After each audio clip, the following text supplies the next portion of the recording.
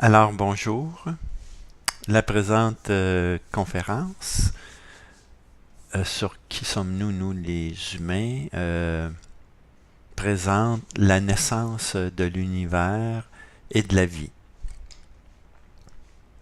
Alors pour commencer, j'aimerais dire que je n'écris pas et je ne fais pas des conférences pour nécessairement transmettre ce que je sais, mais plutôt pour apprendre et par la suite transmettre ce que j'arrive à comprendre. Alors le questionnement sur qui sommes-nous, nous les humains, est dû à ma formation de chercheur, à ce besoin de comprendre, dans le fond.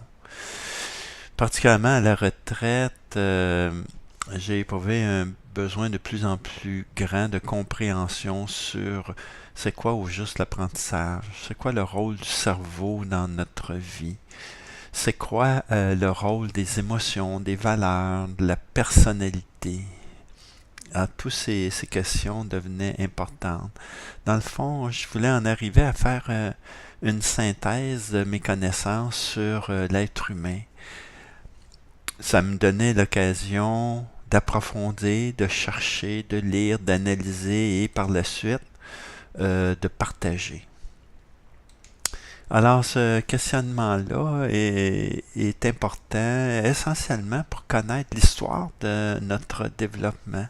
Dans le fond, de quoi et de comment nous sommes fabriqués, nous autres les humains.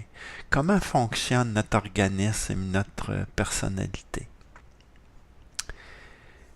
Si j'en arrive à mieux connaître mes origines, à mieux connaître le fonctionnement de mon organisme, puis particulièrement le fonctionnement de mon cerveau, j'aurai probablement plus de moyens pour mieux me connaître, pour mieux vivre et mieux comprendre les raisons qui m'amènent à faire des choix dans ma vie, à orienter des actions, à affirmer mes valeurs. Dans le fond, ce serait plus d'accès au bien-être, comme le témoignent ici les photos de la diapositive, le bonheur, le bien-être.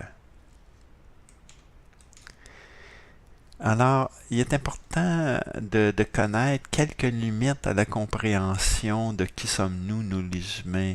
Il y a plusieurs questionnements qui sont fondamentaux, qui n'obtiennent pas nécessairement de réponses scientifiques et satisfaisantes. Par exemple, la naissance de l'univers et la création de la vie restent en bonne partie une énigme. La grande difficulté aussi à expliquer ce qu'est l'esprit et la conscience humaine. La grande difficulté à définir, en fait, c'est quoi l'être humain lorsqu'on le compare à d'autres espèces proches, par exemple comme les bonobos ou les chimpanzés. La grande difficulté à définir comment l'être humain va se distinguer justement des autres espèces que j'ai nommées tantôt.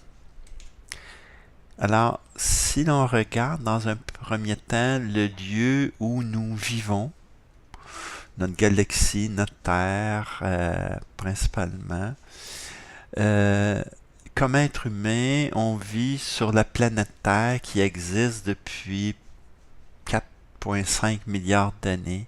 Elle se situe dans l'univers qui existe, lui, depuis 13,8 milliards d'années.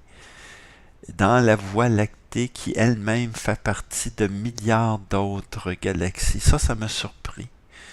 Notre Voie lactée qui est immense et qui est un élément qui fait partie de milliards d'autres galaxies.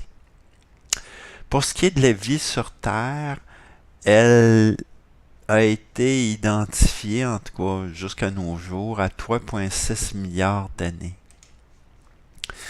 Dans le fond, nous sommes, nous les êtres humains, issus de poussière céleste qui comprend entre autres le carbone, l'hydrogène, l'oxygène et l'azote. Ce qui a fait dire à Albert Jacquard la belle expression suivante sur l'être humain.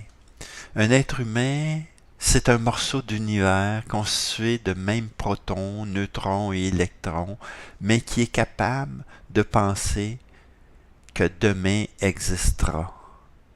Toute la question, dans le fond, de la conscience, de la pleine conscience d'être vivant. Quelques 6 millions d'années ont été nécessaires pour le développement et l'aboutissement de notre planète.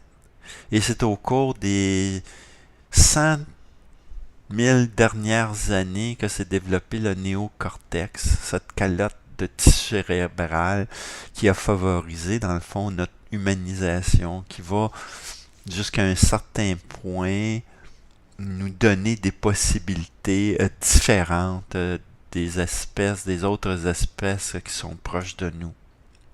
Alors voilà, c'est la fin de cette première partie de cette série de